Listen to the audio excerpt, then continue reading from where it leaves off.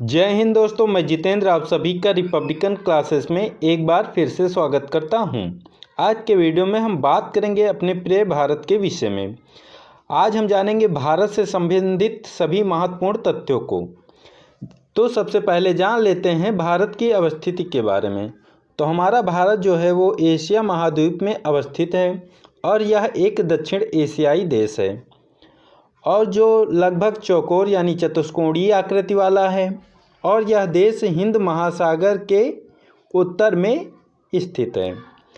अब बात करें अगर इसके अक्षांशीय विस्तार की, तो यह अक्षांशीय विस्तार की दृष्टि से उत्तरी गोलार्ध में है और देशांतरीय विस्तार की दृष्टि से यह पूर्वी गोलार्ध में है।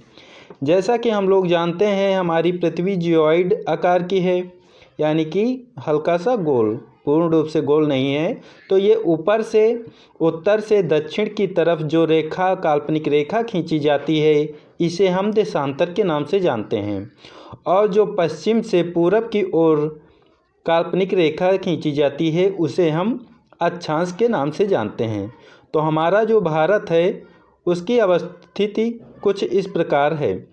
तो ये अगर अक्षांशीय दृष्टि से देखेंगे तो यह उत्तर में है, यह हमारा 0 डिग्री अक्षांश है। तो इससे ऊपर की ओर जाएंगे तो ये उत्तरी गोलार्ध में है। इसके नीचे वाले हिस्से को इसको दक्षिणी गोलार्ध कहेंगे, इसको उत्तरी गोलार्ध कहेंगे।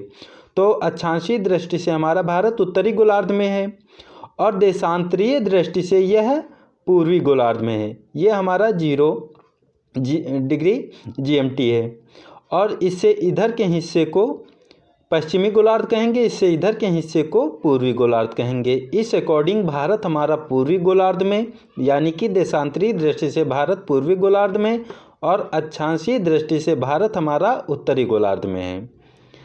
अब बात करें दोस्तों अन्य तथ्यों की।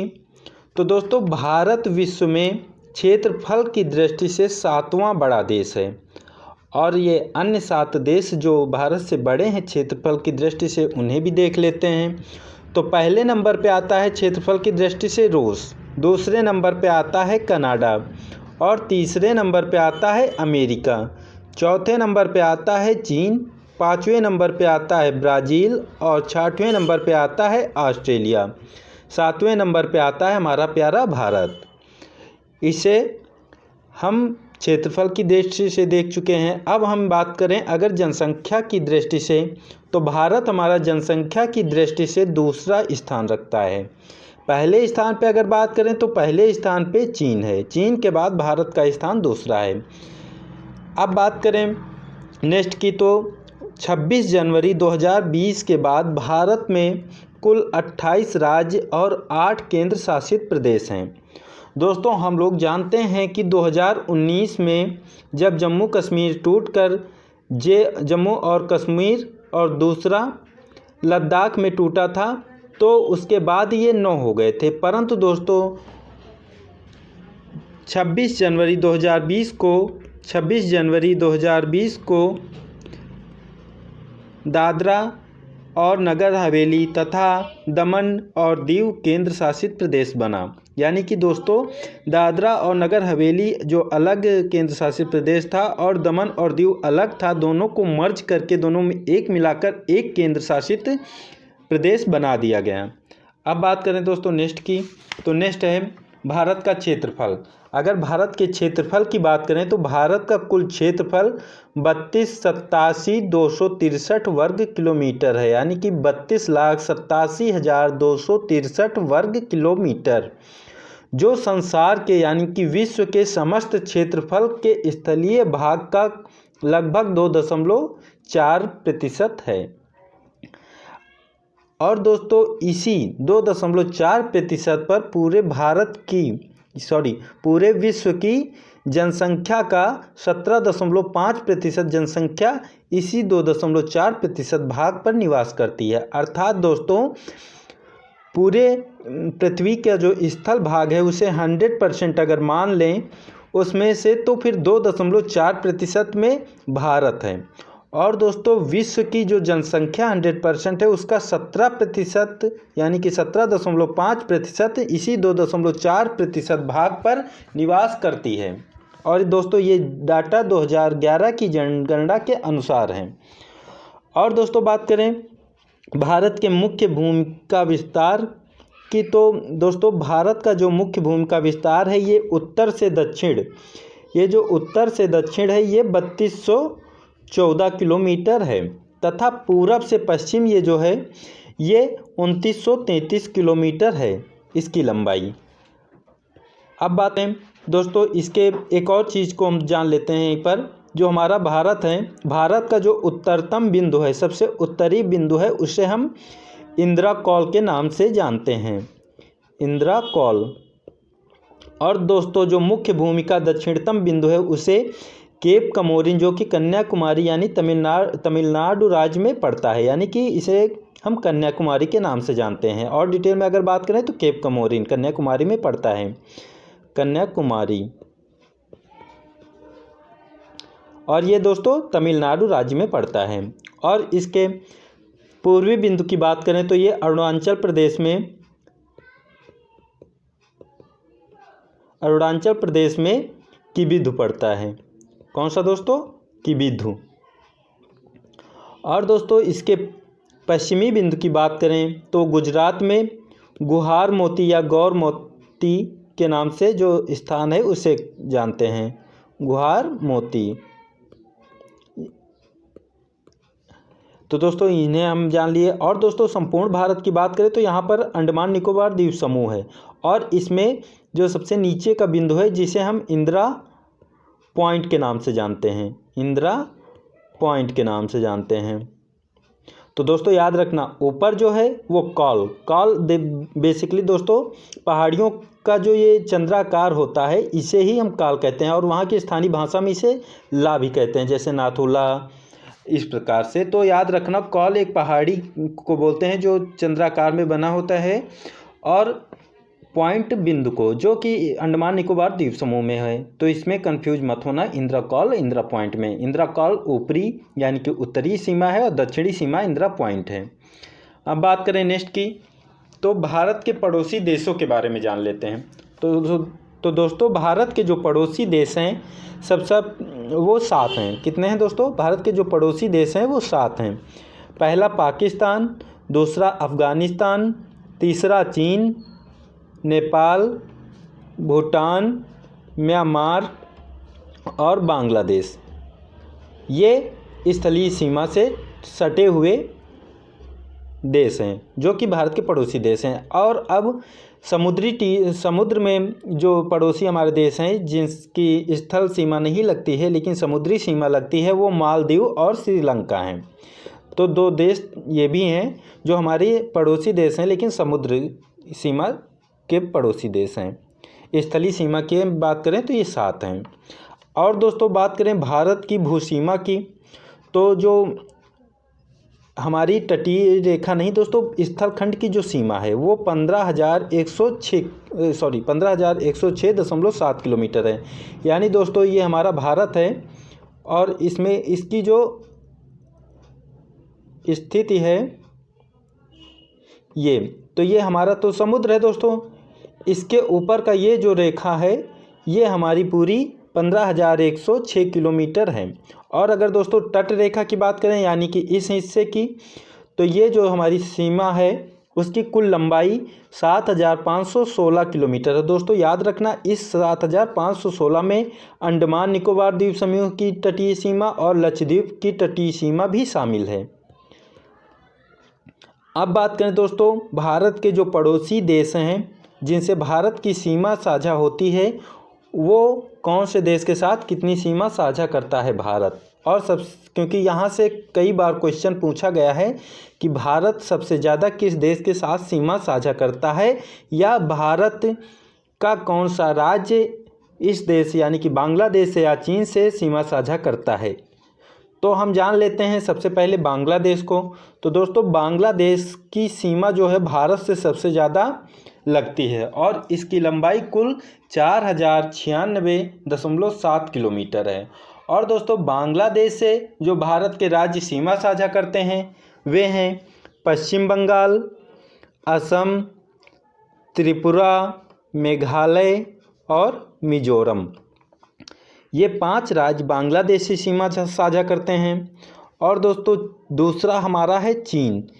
चीन से कुल लंबाई 3488.0 किलोमीटर है और इससे सीमा साझा करने वाले राज्य हैं लद्दाख, हिमाचल प्रदेश, उत्तराखंड, सिक्किम, अरुणाचल प्रदेश।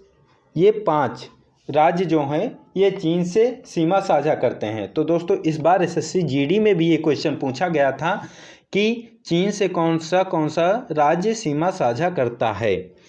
तो अब बात करें दोस्तों अब पाकिस्तान की, तो पाकिस्तान की कुल लंबाई 3323 किलोमीटर है और इससे सीमा साझा करते हैं लद्दाख, जम्मू कश्मीर, पंजाब, राजस्थान और गुजरात। कुल 5 पाकिस्तान से सीमा साझा करते हैं। और दोस्तों इसी प्रकार नेपाल से कौन कौन से, दोस्तों इसमें याद रखना आपको सिर्फ ये पश्चिम बंगाल की है, ये पश्चिम बंगाल की सीमा को याद रख सकते हैं। बाकी ये जो राज्य जिस देश के साथ सीमा साझा कर रहे हैं इन्हें तो आपको याद रखना ही है। तो अब हम देख लेते हैं सिर्फ कि कौन कौन सा देश किस देश से, कौन कौन सा राज्य किस देश से सीमा साझा करता है। तो दोस्तों नेपाल की बात करें तो नेपाल से उत्तराखंड, उत्तर प्रदेश, बिहार, पश्चिम बंगाल, सिक्किम ये राज्य सीमा साझा करते हैं। और म्यांमार से अरुणाचल प्रदेश, नागालैंड, मणिपुर, मिजोरम सीमा साझा करते हैं। और भूटान से बात करें तो पश्चिम बंगाल, सिक्किम, असम, अरुणाचल प्रदेश सीमा साझा करते हैं। अफगानिस्तान से लद्दाख सिर्फ सीमा साझा करता है, वो भी वर्तमान समय में दोस्तों ये जो लद्दाख का क्षेत्र है जिसे हम लोग पीओके के नाम से जानते हैं और ये पीओके इस समय वर्तमान में पाकिस्तान के अधिकार क्षेत्र में है जिसे हम पाक अधिकृत कश्मीर के नाम से जानते हैं। अब बात करें दोस्तों जो राज्य एक से अधिक देशों के साथ सीमा साझा करते हैं, दोस्तों यहाँ से भी क्वेश्चन बन सकता है और कई बार बना भी है। आप पिछले साल के एसएससी के पेपर उठा के देख सकते हैं। तो दोस्तों जो लद्दाख है वो 3 देशों के साथ सीमा साझा करता है, एक पाकिस्तान, अफगानिस्तान और चीन, ये 3 देशों के साथ सीमा साझा करता है लद्दाख। और दोस्तों उत्तराखंड की बात करें तो उत्तराखंड 2 राज्यों के साथ सीमा साझा करता है, चीन और नेपाल। पश्चिम बंगाल की बात करें तो ये 3 देशों के साथ सीमा साझा करता है, बांग्लादेश, नेपाल और भूटान। सिक्किम की बात करें तो सिक्किम भी 3 देशों के साथ सीमा साझा करता है, नेपाल, चीन और भूटान। फिर असम की बात करें तो ये 2 देशों के साथ सीमा साझा करता है, बांग्लादेश और भूटान। अरुणाचल प्रदेश की बात करें तो ये चीन, म्यांमार और भूटान 3 देशों के साथ सीमा साझा करता है। मिजोरम की बात करें तो मिजोरम भी 2 राज्यों के साथ सीमा साझा करता है, यानी कि 2 देशों के साथ, बांग्लादेश और म्यांमार के साथ ये सीमा साझा करता है। अब बात करें दोस्तों कुछ अन्य तथ्यों की, तो भारत और अफगानिस्तान के बीच में जो रेखा है, सीमा रेखा है, उसे हम डूरंड के नाम से जानते हैं और जिसकी लंबाई 108 और कुछ जगह पर ये 106 किलोमीटर भी मिलती है। और दोस्तों ये डूरंड रेखा इसलिए नाम पड़ा क्योंकि 1896 में सर डूरंड द्वारा ये निर्धारित की गई थी। और दोस्तों भारत और पाकिस्तान के बीच में रेड क्लिफ है। पाकिस्तान और भारत के बीच में जो सीमा का निर्धारण जिस रेखा के माध्यम से होता है उसे हम रेड क्लिफ के नाम से जानते हैं, जो 15 अगस्त 1947 को सर CJ रेडक्लिफ के द्वारा निर्धारित की गई थी। और दोस्तों भारत और नेपाल के मध्य सीमा की बात करें तो वो काली नदी है, उसके माध्यम से निर्धारण होता है भारत और नेपाल के मध्य की सीमा का। और दोस्तों जो म्यांमार है, म्यांमार पटकाई की पहाड़ियाँ जो हैं उनके माध्यम से ये सीमा बनाती हैं। पटकाई जो पहाड़ियाँ हैं भारत और म्यांमार के बीच में सीमा बनाती हैं। और दोस्तों नेक्स्ट बात करें, श्रीलंका और भारत के बीच में जो सीमा का निर्धारण होता है वो पाक जल संधि और मन्नार की खाड़ी के द्वारा होता है। दोस्तों आप लोग जानते हैं भारत ये यहाँ पर और श्रीलंका यहाँ पर है, तो भारत और श्रीलंका के बीच में ये जो सीमा है इसे हम पाक जलडमरू मध्य या पाक जल संधि के नाम से जानते हैं। और दोस्तों फिर उसके बाद इसी पाक जल संधि में ये जो ब्रिज बना हुआ है जिसे हम लोग राम सेतु के नाम से जानते हैं, जो कि इस समय अदृश्य है यानी कि जलमग्न है। और दोस्तों फिर बात करें श्रीलंका के बाद भारत का दूसरा निकटतम समुद्री पड़ोसी देश जो है वो इंडोनेशिया है। ये यहाँ पर भारत है और भारत के बाद फिर वो ये भारत है और यहाँ पर श्रीलंका है और यहाँ पर दोस्तों इंडोनेशिया पड़ता है इस जगह पर। तो अब बात करें दोस्तों नेक्स्ट की, तो नेक्स्ट है हमारा भारत का जो मानक समय रेखा है, जो भारत जिसके माध्यम से भारत में समय का निर्धारण होता है वो 82.5 डिग्री पूर्वी देशांतर रेखा है। कौन सी है दोस्तों? 82.5 डिग्री पूर्वी देशांतर रेखा है जो इलाहाबाद के निकट मिर्ज़ापुर से गुजरती है। और दोस्तों जो ग्रीनविच टाइम यानी कि विश्व की समय जो 0 डिग्री है GMT, उससे ये 5.5 घंटे आगे चलती है। कितने दोस्तों? 5.5 घंटे। और दोस्तों जो 82.5 डिग्री पूर्वी देशांतर है वो भारत के 5 राज्यों से गुजरती है। वो हमारे भारत के 5 राज्यों से गुजरती है। वे राज्य हैं उत्तर प्रदेश, मध्य प्रदेश, छत्तीसगढ़, उड़ीसा, आंध्र प्रदेश। ये 5 राज्य हैं जो GMT पर स्थित हैं। अब बात करें नेक्स्ट की, तो नेक्स्ट है दोस्तों कर्क रेखा। कर्क रेखा भारत के मध्य से गुजरती है और दोस्तों ये भारत के 8 राज्यों से गुजरती है। 8 राज्य कौन कौन से हैं? तो राजस्थान, गुजरात, मध्य प्रदेश, छत्तीसगढ़, झारखंड, पश्चिम बंगाल, त्रिपुरा और मिजोरम। दोस्तों इसकी ट्रिक भी है, मित्र पर गमछा झार। तो ट्रिक है मित्र पर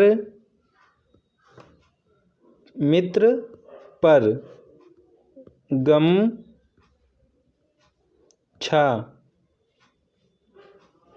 झाड़। दोस्तों इधर लिख देते हैं झार। दोस्तों मी से हो गया मिजोरम, त्रा से हो गया त्रिपुरा, पा से हो गया पश्चिम बंगाल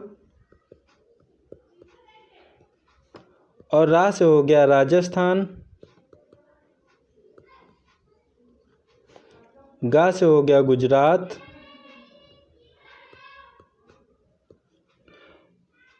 और एम से हो गया मा से हो गया MP यानी मध्य प्रदेश, छा से हो गया छत्तीसगढ़ और झार से हो गया झारखंड। कितने हो गए दोस्तों? 1 2 3 4 5 6 7 और ये 8। तो इसे भी याद रख सकते हैं। और दोस्तों भारत के उपमहाद्वीप में कितने देश आते हैं? कई बार ये भी क्वेश्चन पूछ लेता है। तो दोस्तों जो भारतीय उपमहाद्वीप है उसमें कुल 5 देश आते हैं। कौन कौन से? भारत, पाकिस्तान, बांग्लादेश, नेपाल और भूटान। ये 5 देश भारतीय उपमहाद्वीप में आते हैं। नेक्स्ट दोस्तों सर्वाधिक राज्यों की सीमाओं से लगा राज्य उत्तर प्रदेश है।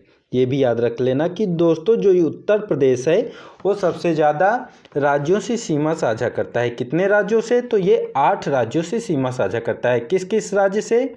उत्तराखंड से, हिमाचल प्रदेश से, हरियाणा से, राजस्थान से, मध्य प्रदेश से और दोस्तों छत्तीसगढ़ से, झारखंड से और बिहार से। ये 8 राज्य हैं जिनसे उत्तर प्रदेश सीमा साझा करता है।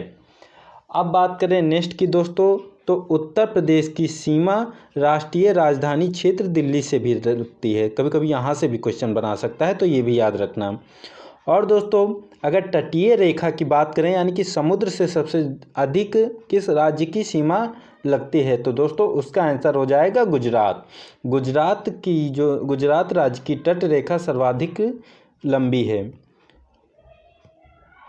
तो दोस्तों इस वीडियो में हमने भारत से जुड़े हुए कुछ महत्वपूर्ण तथ्यों को देखा। अगर आपको ये वीडियो पसंद आई हो तो इसे लाइक, शेयर और सब्सक्राइब करें ताकि इसी प्रकार की और इससे भी अच्छी वीडियोज़ हम बना के आपके लिए ला सकें। Thank you.